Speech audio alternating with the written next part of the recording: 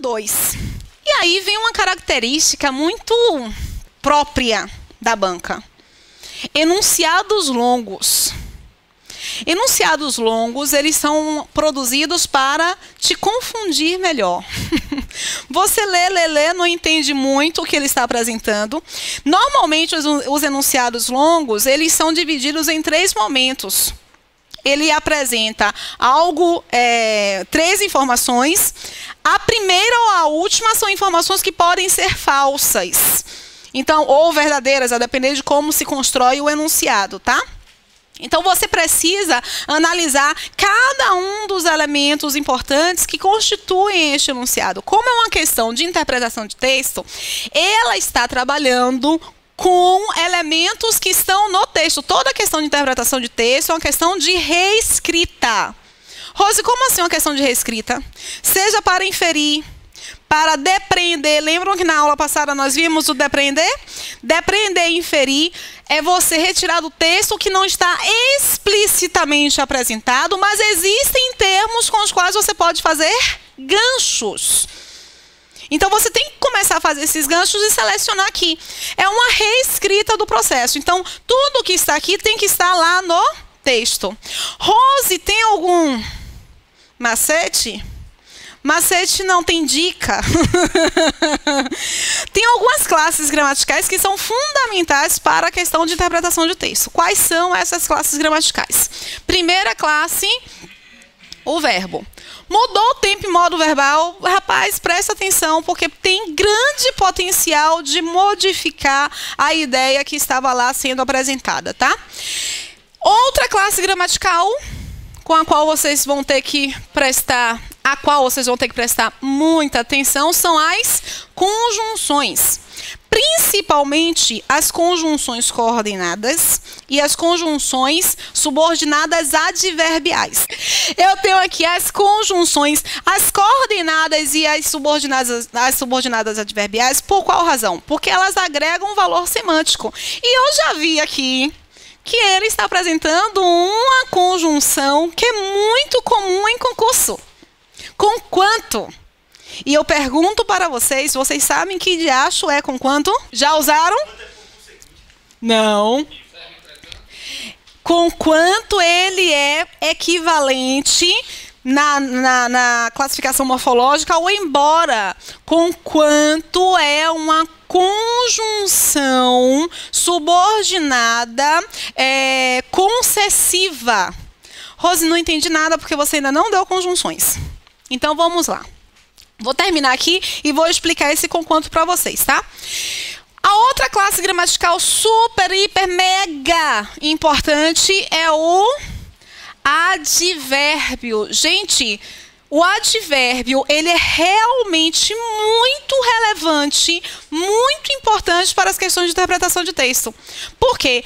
Porque quando você retira ou substitui um advérbio, significa dizer que você está mudando toda a sentença, porque o advérbio ele agrega um valor semântico circunstancial de tempo, de lugar, de modo, de causa, de consequência, finalidade, instrumento. E a outra classe gramatical é o artigo. Vivian até brincou comigo hoje e falou o quê? Que a presença ou a ausência de um artigo modifica toda a sua informação. Modifica mesmo. Então, você tem que prestar atenção a essas 4 classes gramaticais. No caso, o que ele está aqui afirmando? Posso apagar?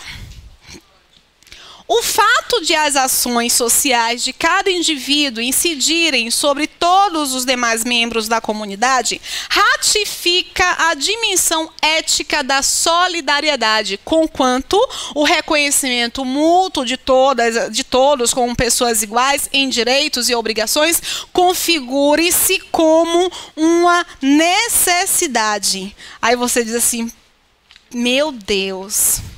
Um negócio desse tipo tem que estar o quê? Correto. Você diz que está correto. Mas qual é a orientação? E não está? Você pulou, foi? Gente, o que que você faz? Você analisa as classes gramaticais que são relevantes, porque ele está fazendo uma afirmação que está sendo retirada lá do texto. E Vivian estava aqui, toda no deboche mais cedo, falando sobre os parônimos, os homônimos, os homógrafos, homófonos, né?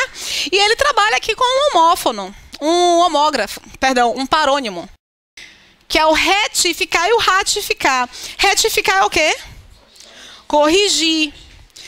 Ratificar é confirmar. Então, a gente já faz, olha uma setinha, ele está tratando aqui da confirmação. O fato de as ações sociais de cada indivíduo incidirem sobre todos os demais membros da comunidade, até aqui nós temos isso no texto, não temos? E explicitamente lá apresentado, por quê? Porque ele diz que incide positivamente ou negativamente sobre a questão do coletivo. Ratifica, ou seja, confirma a dimensão ética da solidariedade. Isso aqui também tá certo? Tá lá no texto, né? Bacaninha. Conquanto o reconhecimento mútuo de todas as pessoas, para ficar mais simples para vocês, porque às vezes vocês copiam, retiram a palavra, encaixam uma palavra que é equivalente, acham que ficou bonitinho e não conseguem identificar por que está errado ou certo. Conquanto e embora são conjunções concessivas, que mostram que existem duas informações que entrariam em conflito. Por exemplo, embora chova, eu vou à praia. E a praia é algo positivo. E chover é algo negativo. Então, eu tenho aqui um conflito. Mesmo assim, com esse conflito, abre-se a concessão de a informação acontecer. Deu para entender por que ela é chamada de concessiva? Porque tudo estaria ao contrário, mas, mesmo havendo essa contrariedade, a ação vai ser concretizada. O esperado seria outra coisa, exatamente. Se vai chover, espera-se que você não vá à praia. Existem dois tipos de oposição. Essa concessiva, que é uma subordinada, e a adverbial, que é uma coordenada. A diferença é que a concessiva existe possibilidade de acontecer. Rosa, eu não entendi. Embora chova, eu vou à praia. Eu tenho certeza absoluta de que vai chover? De que está chovendo? Não. Mas mesmo que chova, o que vai acontecer? Eu vou à praia. Então, a concessiva está sempre atrelada. Olha a importância de um verbo. Está sempre atrelada a um verbo no subjuntivo. Que é a ideia da hipótese, do condicional. Deu para entender direitinho? Bacana, vou lá, vou seguir, tá? Então, vocês vão esquecer esse conquanto aqui por hora e vocês vão analisar se as duas informações que ele está conectando, se essas duas informações estão se opondo. Se estão em campos distintos dessa reta do positivo e negativo. Sobre a solidariedade, dizer que o fato de as ações sociais de cada indivíduo incidirem sobre todos os demais membros da comunidade ratifica a dimensão ética da solidariedade. É positivo ou negativo para a solidariedade? É positivo. Afirmar que o reconhecimento mútuo de todos como pessoas iguais em direitos e obrigações configure-se como uma necessidade. Isso aqui se opõe ao que ele está apresentando lá? Não. Ao contrário, está fazendo o quê? Fortalecendo. Então, esse conquanto aqui, gente, é a grande charada. Esse conquanto está no lugar errado. Se você puser o embora, vai achar que ficou bonitinho também.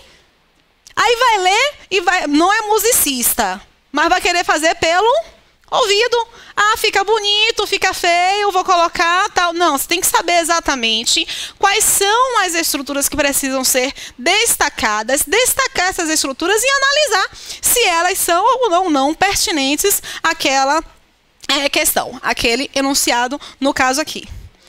Conquanto, não obstante. Não obstante é um que cai demais. Não obstante também dá uma ideia de oposição. mas vocês insistem em colocar não obstante como adição. Então, não sei usar, que desespero, não sei usar. Eu também não uso, não. A única pessoa que eu vi usando foi Fernando Henrique Cardoso, em um discurso que ele fez, eu achei massa. Eu falei assim, vou gravar esse discurso para colocar na minha aula. Achei show, o cara colocou não obstante no lugarzinho certo, na hora certinha, bonitinha. Mas nós não usamos no nosso dia a dia.